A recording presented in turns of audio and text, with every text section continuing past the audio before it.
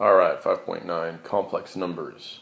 Before we can get into complex numbers, we need to take a look at imaginary numbers. So before, we would say that negatives underneath a radical yielded no solution. So like that would just be no solution. Or we would say, oh, that's not really possible. But now we have a name for them. Now we're going to call them imaginary numbers.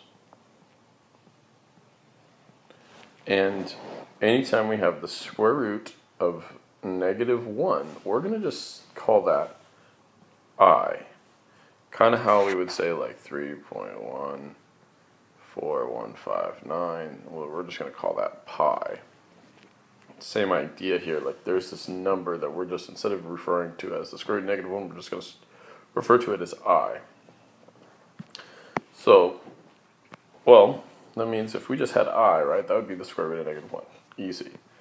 Well, then what would I squared be? Well, think about that. That's the square root of -1 squared, so that would just be -1. And I cubed, well, let's think, what would that be? Well, that would be square root of -1 times the square root of -1 times the square root of -1. Well, these two guys would just make -1. And we already know that this is just I. So really, this is just going to be -I. That's it. So we see that these, when we add exponents to I, it simplifies down into something a little bit more manageable. And I to the fourth. Well, let's think about what I to the fourth is. Isn't I to the fourth really like I squared times I squared?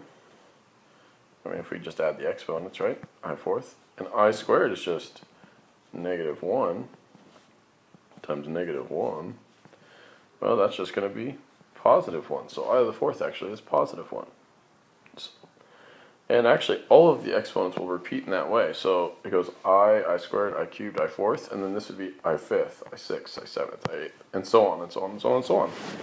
For forever. So, kind of neat thing about i's. Alright, so how do we use I? Well, let's say we get something like this. Before we would factor this thing down, right, and we'd say like 9 times 2, but the first thing we're going to do is we're going to pull out the I. And that makes this just +18. And then you can break that down to 9 and 2, and you can break down 9 to 3 and 3, circle to 3, box your loner.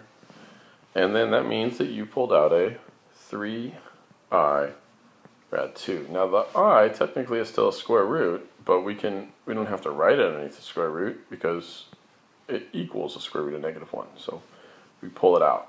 That's how we get rid of the negative sign. So go ahead and try this next one on your own. See if you can rewrite this one, pulling out the I first. I'll put the answer up in just a second, so you may want to pause the video now.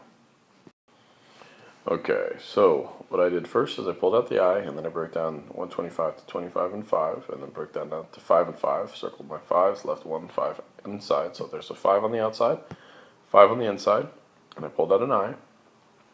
5 divided by 2, because there's an imaginary 2 right there, is 2 remainder 1. So that's how I manage the x's there. Alright, what about when we're multiplying them? Well, this is actually pretty easy. So -2 times 7 is -14, and then I times I is I squared, but we already know that I squared is -1, so this is really like -14 times -1, which is +14. Boom. So that's it. So try this one. Pull out the I first. You have to pull out the I first. Otherwise, you'll get the wrong answer. So go ahead and try this one. And again, I'll put the answer up in just a second. Okay, so we pulled out the I on both of these. When we multiply them together, we get I squared, and then underneath radical, we get 150. I squared is just -1, so that just turns into negative. 150 breaks down to 25 and 6. 25 breaks down to 5 and 5, so there's my 5 that I could pull out, and the 6 that I leave on the inside. That's how you do it. Alright, so this is kind of interesting. Now remember that we said that I to the fourth just equals 1.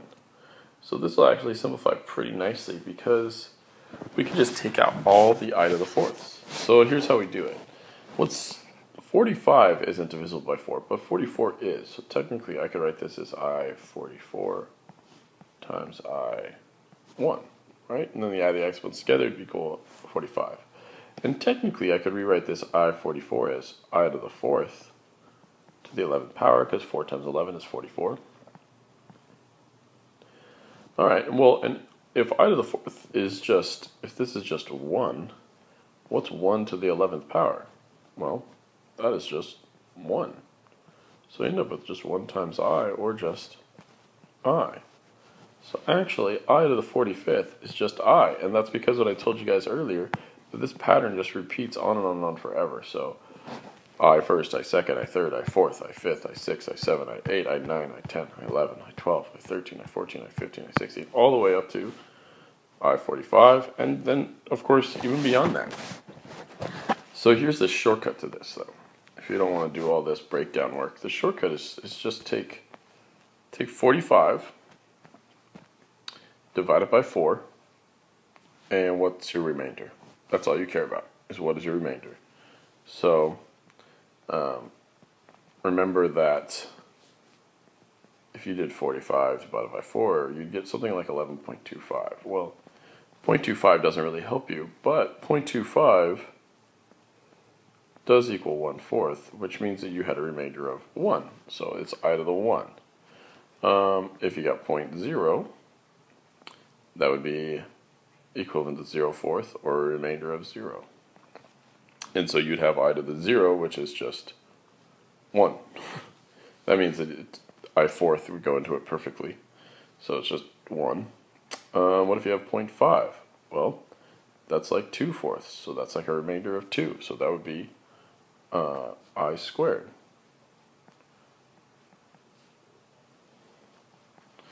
Which is -1. And if you have 0.75, well, that's 3/4. So that's like a remainder of 3. So that's like I cubed, which we said is just -I. So those are your 4 possible answers. 1, I, -1, -I.